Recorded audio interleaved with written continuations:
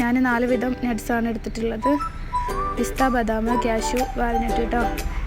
ഇതാ വൈറ്റ് അവലെടുത്തിട്ടുണ്ട്. അവലിന് പകരം വേണമെങ്കിൽ ഓട്സ് കൊടുക്കാം കേട്ടോ.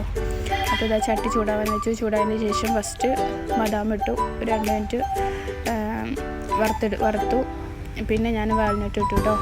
വാൽനട്ട് ഇട്ടതിന് ശേഷം പിന്നെ ഞാൻ കാഷ്യൂ ഇട്ടു. എനിക്ക് തോന്നിയൊരു കാര്യം വാൽനട്ട് ലാസ്റ്റ് ഇട്ടാൽ മതി എന്നാണ് കേട്ടോ. കാരണം കുറച്ച് ഓയിലിയാണ് അത്, അപ്പോൾ പെട്ടെന്ന് കരിയാനുള്ള ചാൻസ് കൂടുതലാണ് കേട്ടോ.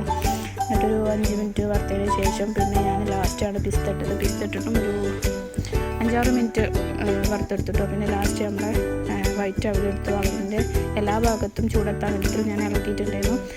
പിന്നെ അത് വറുത്തെടുത്ത് ചൂടാറിയതിന് ശേഷം മിക്സിക്ക് ഇട്ട് പൊടിച്ചു കേട്ടോ.